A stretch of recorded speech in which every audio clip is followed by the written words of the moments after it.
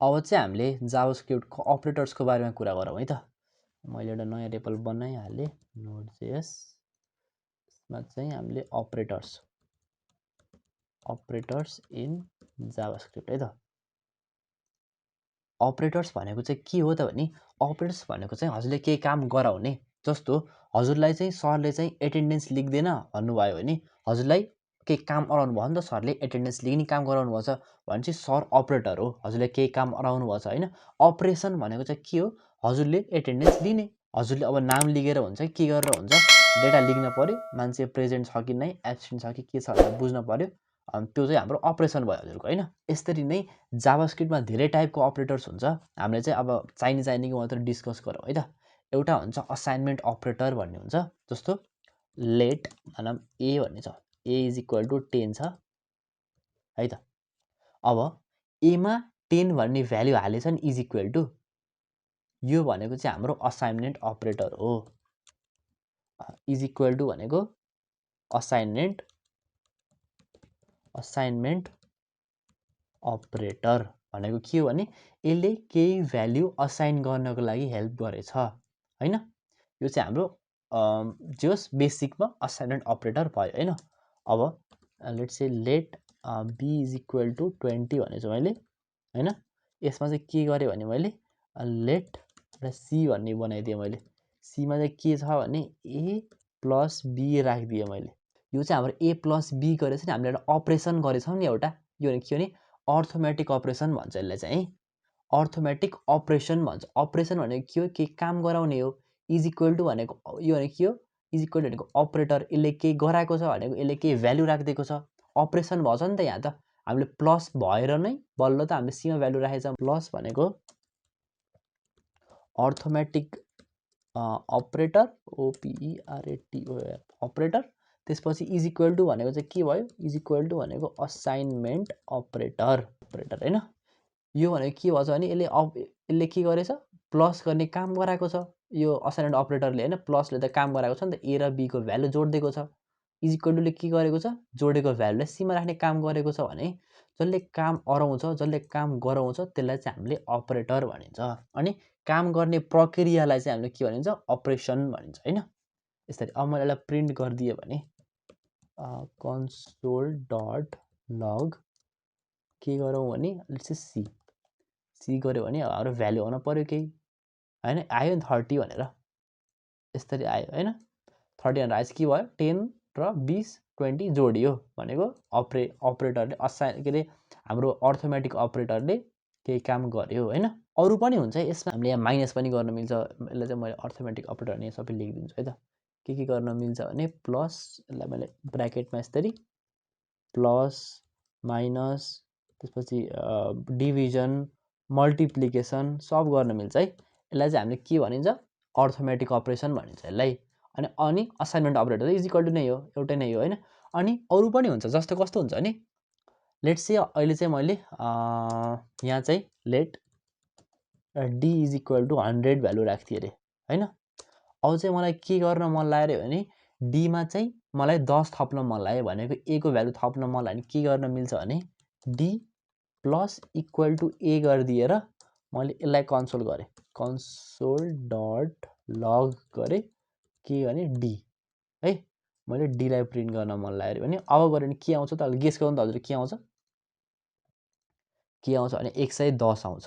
यसले चाहिँ के गरेको हो त भने D is equal to D plus A गरेको हो। यसले चाहिँ के गरेछ, असाइनमेन्ट र अपरेसन एकै ठाउँमा नै गरेछ यसरी। प्लस इज इक्वल टु भनेको सुरुमा प्लस हुन्छ है, सुरुमा प्लस हुन्छ त्यसपछि बल्ल इज इक्वल टु हुन्छ भनेको सुरुमा जोडिएर डीमा ए जोडिएर बल्ल डीमा एक अनि भ्यालु आउँछ भनेको D is equal to D plus A भनेको 100 प्लस 10 भनेको 110 यसरी आयो है। हाम्रो यसरी पनि गर्न मिल्छ। अनि हाम्रो अर्को हुन्छ कम्पेरिजन अपरेटर भन्ने हुन्छ। कम्पेरिजन चाहिँ कस्तो हुन्छ त भने D less than let's say A, मैले चाहिँ यसलाई लेट स्ट्याटस भनेर राखिदिएँ, यस्तो गरिदिएँ अरे है त। अब यसलाई मैले कन्सोलमा प्रिन्ट गरेँ भने कन्सोल डट लग स्ट्याटसलाई है त, यसलाई मैले रन गरेँ भने के आउँछ त, यहाँ आयो फल्स आयो। किन फल्स आयो भने डी को भ्यालु कति छ डी को भ्यालु अहिले कति छ 110 छ यहाँ भर्खर 110 बनाउँछ हैन ए को भ्यालु कति छ 10 छ भनेको डी त के भयो लेस त छैन नि त ग्रेटर राख्यो भने बल्ल यहाँ ट्रु आउँथ्यो यसलाई मैले ग्रेटर राख्यो भने अनि रन गर्यो भने यहाँ ट्रु आयो यो भनेको चाहिँ हाम्रो के भयो कम्पेरिजन अपरेटर भयो कम्पेरिजन अपरेटर भयो है त यसले कम्पेयर गर्ने काम गरेछ हैन हामीले यसरी कम्पेयर गर्छौं ए को डी को भ्यालु ए सँग कम्पेयर गरेर के भ्यालु बुलियन निकाल्छ यसले चाहिँ ट्रु छ कि फल्स छ मात्र निकाल्छ यसले हैन बुलियन भ्यालु हामीले अघि डिस्कस गरेको थियो नि बुलियनको बारेमा यसरी चाहिँ हामीले कम्पेरिजन गर्न मिल्छ कम्पेरिजन अपरेटरमा चाहिँ हाम्रो लेस देन इक्वल टु भन्ने हुन्छ यसले लेस देन इक्वल टु हो यो यसलाई ग्रेटर देन इक्वल टु भनिन्छ यसरी अथवा नट इक्वल टु यसरी गरिन्छ है यो चाहिँ हाम्रो नट इक्वल टु हो नट इक्वल टु यो भनेको के हो हाम्रो ग्रेटर अर इक्वल टु यो भनेको less than or equal to less than or equal to यो भनेको नट इक्वल टु हैन यो भनेको चाहिँ के हो भने यसले चाहिँ हाम्रो यदि यो लेस छ र लेस अथवा इक्वल छ कि नै भनेर चेक गर्छ यसले चाहिँ ग्रेटर अथवा इक्वल छ कि नै भनेर चेक गर्छ यसले चाहिँ इक्वल छ कि नै भनेर नट इक्वल भनेको सेम छ कि नै भनेर चेक गर्छ यसले है त कम्पेरिजन अपरेटरमा चाहिँ हजुर यसको बारेमा अझै स्टडी गर्नको लागि चाहिँ गुगलमा जानु यसरी google.com जानु अनि त्यसपछि अपरेटर्स इन जावास्क्रिप्ट गर्नु यसरी त्यसपछि जावास्क्रिप्ट यसमा आउँछ अनि यहाँ सबै हुन्छ सबै कुराहरु चाहिँ यहाँ हेर्दै सबै देखाएको छ नि यसरी अब के अपरेटर हुन्छ भनेर सबै एक्जाम्पल पनि हुन्छ टाइप अपरेटर छ अनि टर्सरी अपरेटर छ बिट वाइज छ लजिकल छ स्ट्रिङ छ यो चाहिँ हजुरले बुझ्नको लागि चाहिँ सबै हेर्नु होला है आफैले पनि अब किनभने सबै मैले भन्न सबै भन्न मिल्दैन नि त सबै अब याद पनि हुँदैन सबै चाहिने बेलामा मात्रै याद हुन्छ अब यिनीहरु त युज डेली युज भइरहेको हुन्छ त्यही भएर याद हुन्छ अब बिट वाइज धेरै युज हुँदैन हामीले धेरै युज गर्दैनौं टर्सरी त्यस्तो धेरै युज गर्दैनौं घरिघरि युज गरिन्छ चाहिने ठाउँमा मात्रै त्यही भएर चाहिने कुराहरु म सिकाउँछु जो हजुरले डेली बेसिसमा युज गर्ने अरूहरु चाहिँ हजुरले आफैले सिक्दा पनि हुन्छ है रिसर्च गरेर ओके अब चाहिँ हामीले लजिकल अपरेटरको बारेमा बुझौं है त लजिकल अपरेटरलाई चाहिँ के हुन्छ त भने लेट्स से मलाई चाहिँ के चेक गर्न मन लाग्यो भने यो ए र यो एबीसी मा चाहिँ ए ठुलो छ कि नै भनेर चेक गर्न मन लाग्यो मलाई भने के गर्न मिल्छ भने लेट गर्न भने स्ट्याटसमा राख्दियौ स्ट्याटस इज इक्वल टु के भने ए ग्रेटर देन बी अनि एन्ड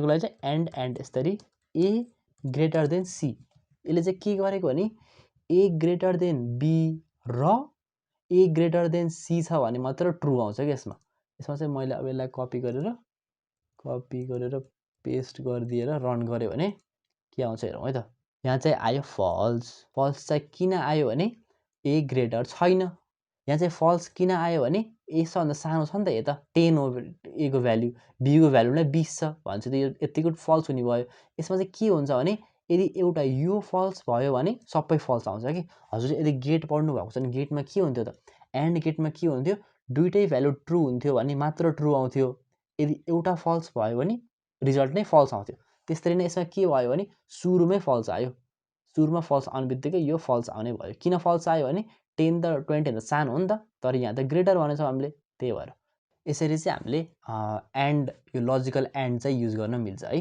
पछि हामीले कन्डिसनमा धेरै युज गरिन्छ लजिकल एन्ड लजिकल अरहरु धेरै युज गरिन्छ यसलाई चाहिँ हामीले के बुझ्नु भने अहिले लजिकल एन्ड लजिकल अर भन्ने कुराहरु हुन्छ भन्ने कुरा मात्रै बुझ्नु अहिले है त अब चाहिँ हामीले एउटा स्ट्रिङको बारेमा बुझौं त्यसपछि चाहिँ हामीले यसलाई र्याप अप गरौँ है त let's say let string 1 is equal to छ hello भन्ने जस्तै hello भन्ने छ अनि अर्को छ let string 2 is equal to world भन्ने छ अब चाहिँ मलाई के गर्न मन लाग्यो भने यो दुईटालाई जोड्न मन लाग्यो कन्क्याट गर्न मन लाग्यो भने के गर्न मिल्छ भने let string 3 is equal to string 1 plus string 2 यो गर्दिएर यसलाई चाहिँ मैले console dot log गरेर के गर्ने string 3 लाई प्रिन्ट गरे भने के आउँछ हेर्नु है त यस्तो गर्यो भने यहाँ आयो हेलो वर्ल्ड भनेर आयो हैन अब यो चाहिँ अलि उ छ यो चाहिँ अलि के छ भने अलि जोटिरहेको छ नि त यसमा चाहिँ अलि स्पेस राख्न मन लाग्यो भने चाहिँ के गर्न मिल्छ भने यिनीहरु दुईटाको बीचमा एउटा स्ट्रिङ यसरी स्पेस राख्दिनु यसरी राख्नु भयो भने हेलो वर्ल्ड भनेर यसरी स्पेस भएर आउँछ। यसलाई चाहिँ हामीले स्ट्रिङमा अझै राम्रोसँग पढ्छौँ। अघिल्लो च्याप्टरहरूमा अब आउने च्याप्टरमा चाहिँ हामीले स्ट्रिङ राम्रोसँग बुझ्छौँ। त्यसमा अझै राम्रोसँग बुझ्नुहुन्छ हजुरले। अहिले के बुझ्नुभयो भने यसमा चाहिँ प्लसले चाहिँ के गर्यो भने कन्क्याट गर्ने काम गर्यो, दुईटा स्ट्रिङलाई जोड्ने काम गर्यो। हजुरले यदि यसमा 5 राख्नुहुन्छ लेट्स से यसमा चाहिँ 5 छ अरे अहिले 5 छ, यसमा वर्ल्ड छ भने के हुन्छ यसरी 5 वर्ल्ड भनेर आउने भयो हैन। यस्तो हुन्छ है। हल्ले यो ख्याल गर्नु। अब यदि हल्ले 5 मात्र राख्नु भने के आउँछ हेर्नु त। ल मानौँ यसमा 5 भन्ने भ्यालु छ भने यसलाई पनि यसलाई पनि 5 वर्ल्ड भनेर नै आउँछ।